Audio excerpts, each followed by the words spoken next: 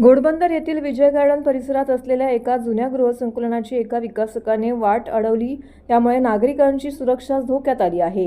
इमारतीच्या बांधकामासाठी गृहसंकुलाकडे जाणाऱ्या 9 मीटर रस्त्यावरच या विकासकाने अतिक्रमण करण्याचा प्रयत्न केलाय। वारंवार विकासकाशी संपर्क करूनही विकासकाने दाद न दिल्याने शिवसेनेचे विभाग प्रमुख रवी घरत यांनी या ठिकाणी जाऊन विकासकाला थेट जाब विचारलाय। 9 मीटरपैकी जेवढ्या रस्त्यावरती विकासकाने अतिक्रमण करण्याचा प्रयत्न केला होता तो संपूर्ण रस्ता रवी घरत यांनी मोकळा करून दिल्याने नागरिकांनी समाधान व्यक्त केले। घोडबंदर महामार्गावरील आनंदनगर परिसरातील विजय वाटिका ही जुनी आणि मोठी सोसायटी आहे।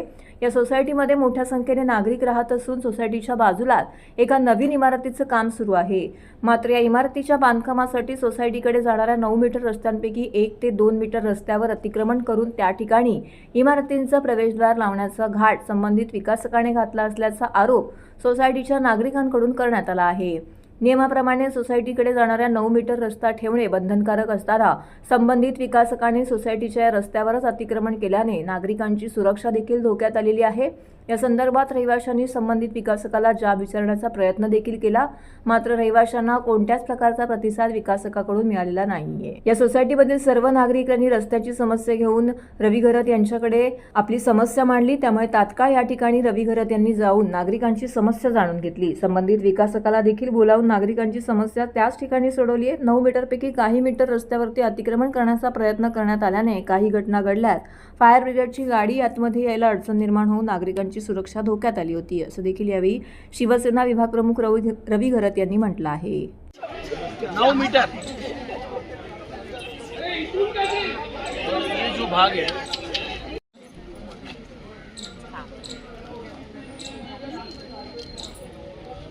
परिवार वाले रहते हैं सब सोसाइटी में, और यहाँ पे जाने आने के बच्चे छोटे जाते हैं, लेडीज आती जाती रहती है। इसके लिए हम लोग को यहाँ से कम 9 मीटर का रास्ता चाहिए।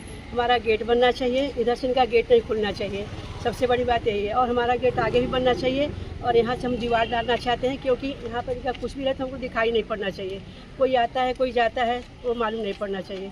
हमारे बच्चे यहाँ बैठेंगे, कल वो लोग वहाँ से आके यहाँ बैठेंगे, कोई बैठ रहा है, कोई लेडीज बैठ रही है, क्या कर रहे हैं क्या नहीं, बच्चों के ऊपर असर पहुँचेगा ना। माझं नाव अमिता भुसावलकर। आम्ही इथे 10 वर्षात 2010 मध्ये आलो आहोत। गेल्या 15 ते 20 वर्षांपासून आम्हाला काहीही त्रास नव्हता इथे, आणि आता इथली हिरवळ तर जातेच आहे, आणि प्लस मुलांसाठी पण आमच्या सेफ्टीचा इश्यू झालेला आहे, कारण इथे काय एक्झॅक्टली काय उघडतं आहे याची कल्पना नाही आहे।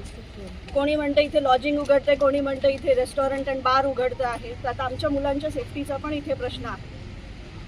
सो प्लीज मी सगळ्यांना विनंती करते की प्लीज आम्हाला इथे हेल्प करावी। आज इतका घोडबंदर रोडचा त्रास असून सुद्धा आम्ही इथे राहत होतो, आणि आत्ता जेव्हा सगळीकडे इथे प्रगती होते आहे, मेट्रो येते आहे, तेव्हा ह्या गोष्टी पण येत आहेत। So please we request you all की याच्यामध्ये बघा, आणि आमच्या मुलांच्या ॲटलीस्ट सेफ्टीसाठी तरी इथे दूसरा काहीही इलीगल बनू। निशा सिंह है, और मेरा एक कंसर्न ये भी है कि सेफ्टी पॉइंट ऑफ व्यू से, और दूसरा जो हमारे प्रेमाइसेस में 300-400 मीटर के अंदर मंदिर है, और दूसरा यहाँ पे मेडिटेशन सेंटर है, और उसके आसपास किसी भी तरीके की ये जो एक्टिविटीज़ हैं, जैसा बोला जा रहा है कि यहाँ पे बार या रेस्टोरेंट इस तरीके का खुलेगा, वो होना नहीं चाहिए। मी विजय वाटिका सोसायटीचा सेक्रेटरी आहे। जेव्हापासून हे काम चालू झालेलं आहे तेव्हापासून आमचे सगळे रहिवासी खूपच परेशान आहेत, कारण सतत इकडे काम चालू असतं आणि काय होणार आहे नक्की याचं खूप मोठं सस्पेन्स होतं। आम्ही 2दा इथे RTI फाईल केला फाईंड करायला की एक्झॅक्टली काय होतं, ती इन्फॉर्मेशन आम्हाला मिळाली नाही। मेन प्रॉब्लेम असा आहे की हा रोड जो आहे हा थोडासा सेक्लुडेड रोड असल्यामुळे इथे संध्याकाळी खूप कमी रहदारी असते, आणि एखादं बार आणि रेस्टॉरंट इथे चालू झालं तर it is going to be a major concern for the residents, for the children, for the women. कारण संध्याकाळी 7-8 वाजता लोक जेव्हा येतील, मुली येतील, बायका येतील, तेव्हा इथे कुठल्या प्रकारचे लोक असतील ते आम्ही काही सांगू नाही शकत, आणि आम्ही सगळेजण ऑफिसला जाणारे लोक आहोत, त्याच्यामुळे आम्हाला वेळ नसेल या सगळ्या गोष्टींकडे लक्ष द्यायला। त्याच्यामुळे आम्ही या बिल्डरला अप्रोच केलं, आम्ही त्याला सांगितलं की आपण डिस्कस करू आणि हा विषय सॉल्व्ह करू, पण त्यांनी आमचं बिलकुल ऐकलं नाही। आम्ही त्यांना सांगितलेलं की आपसामध्ये आपण डिस्कस करून काहीतरी मार्ग काढू, पण त्याला आमचं ऐकायचं नव्हतं। पर्याय स्वरूपी आम्ही TMCमध्ये गेलो, आम्ही तिथे कंप्लेंट दिल्या। आम्ही त्यांना कंप्लेंट दिल्यानंतर आता आम्ही रवी साहेबांकडे आलेलो आहोत। आमच्या खूप अपेक्षा आहेत की या विषयामध्ये ते आम्हाला मार्गदर्शन करतील, आम्हाला हेल्प करतील, आणि काहीतरी मार्ग देतील ज्याच्यामधनं आमच्या सोसायटीचा हा जो सेफ्टी कन्सर्न आहे तो सॉल्व्ह होईल।